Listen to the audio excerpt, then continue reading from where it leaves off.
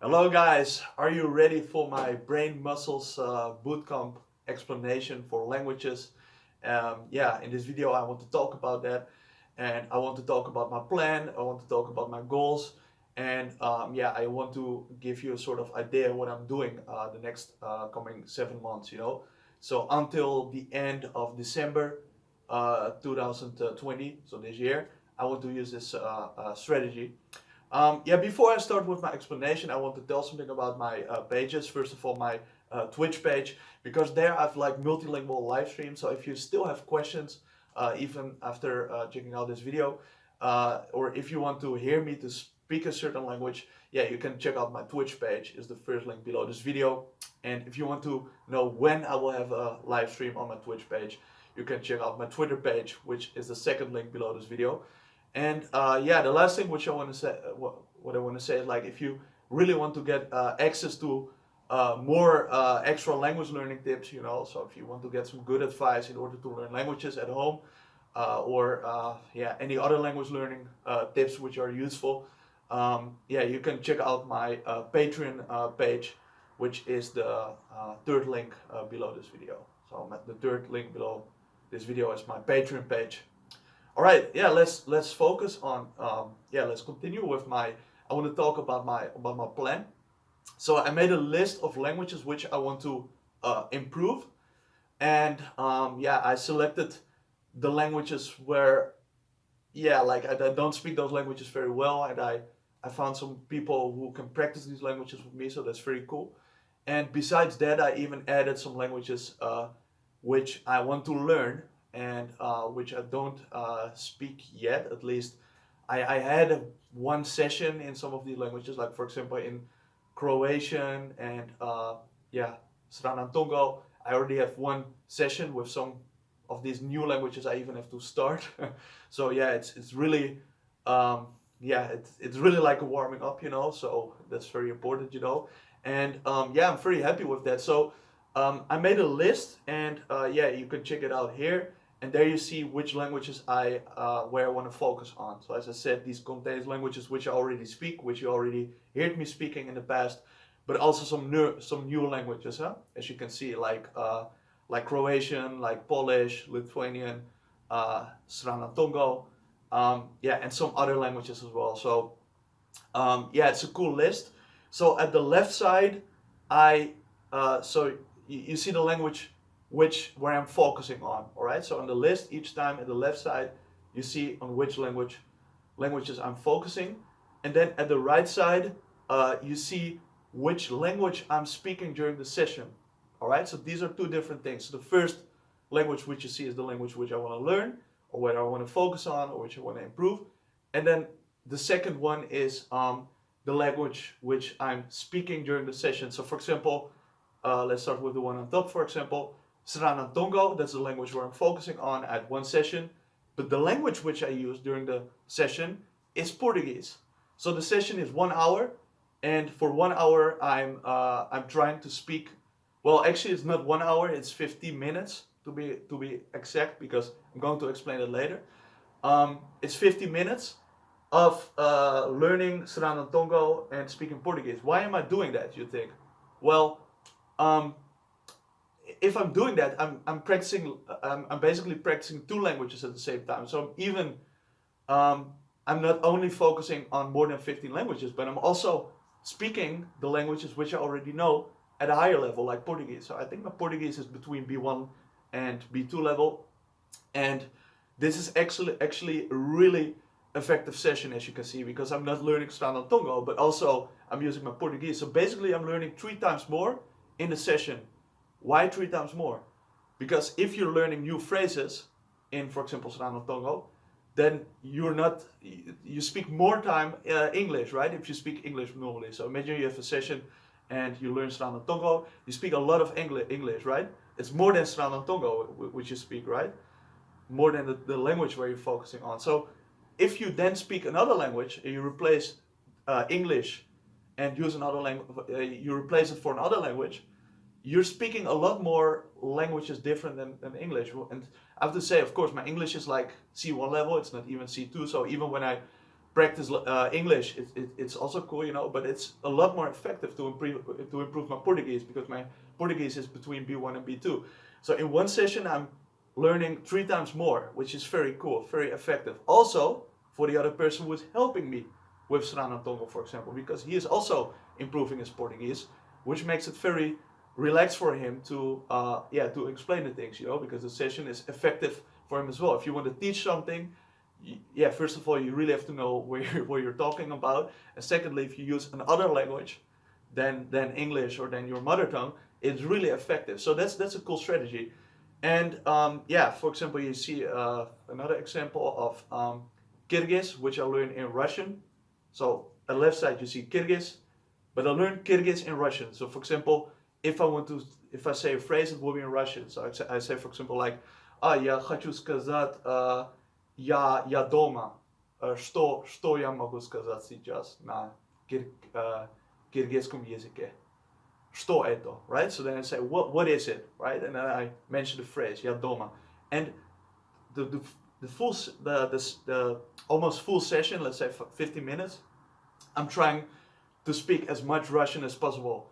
Only when I really, when I'm tired, or when it's too hard, you know, then I try to speak English. But of course, your brains are like muscles, right? So that's why I give it this title, because also when you're training your muscles, right? If they get too much pressure, you can get problems, right? You cannot do any fitness the next day, and this is also sort of brain fitness, but then with languages. So don't put too much pressure on it. If you really think, oh, this is too difficult, then skip to English again. But at least try it, because what you will see is that each next session, is going to be easier and relaxer. So after a while, sometimes I even noticed that I thought I was thinking in Russian, or I was thinking in German or whatever. That's pretty cool, because then after a while, I think maybe after 7 months later, maybe I can improve my German to a C1 level, and maybe my Spanish to a C1 level, because now it's B2, and my German is also B2. But if I speak it for 7 months long during some of my sessions, as you can see in the schedule, it's pretty effective. Okay, I want to go back to that example, you know. So you see, Kyrgyz, I learned Kyrgyz in Russian, and the other guy wants to learn German, but also that part I do it in Russian. Okay, so it's actually 25 minutes Kyrgyz, 25 minutes I help him with German, but 50 minutes is Russian for me, because I help the other guy in Russian, and if he explained me something about Kyrgyz, he is also explaining that in Russian. So for me, it's very effective. And besides that, I noticed that some people who wanted to do this project, this language learning bootcamp with me, wanted to join for 1 hour per week. So each person who wants to practice a certain language with me, I ask a person like this 1 hour per week. So 25 minutes we focus on the language you want to learn, 25 minutes on my language. But there were even people who want to focus just on at one language. So for example, there's one guy who was helping me with Thai language, but he is explaining that in Thai. Oh no, sorry, he's explaining it in Dutch. Sorry, I'm getting confused. So he's helping me with Thai to improve my Thai, but he's explaining that in Dutch. I think his Dutch is between I would say B2 plus level, probably. Maybe between B2 and C1. So I was asking him, like, is this relaxed for you? Is this okay? Is this okay? And he said, like, yeah, of course, because I'm explaining you things in Dutch. So if I'm making mistakes in Dutch while explaining you something about Thai, please give me corrections as well. And I did it sometimes. Sometimes I hear some mistakes, and I told him, like, okay, you make a mistake. So that is extremely effective. It's very effective. So I even noticed that when I was learning Kyrgyz in Russian, that person was also giving me corrections about my Russian when I was trying to translate something to Kyrgyz, right? So basically on 2 languages each time I get constructive criticism, and that's amazing. So I'm very happy. First of all, I want to thank the people who are doing this bootcamp with me. It's not easy, it takes time, and I just want to say I'm very happy with this list.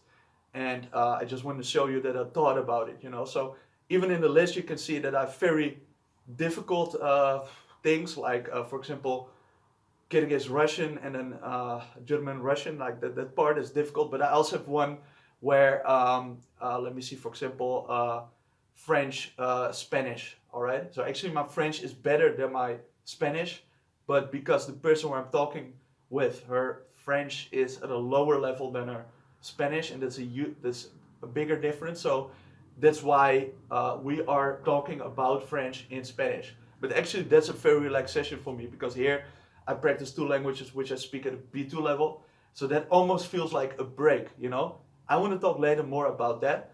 First, I want to explain what I meant before with the 25 minutes plus 25 minutes. Why it's not 30 minutes plus 30 minutes, okay?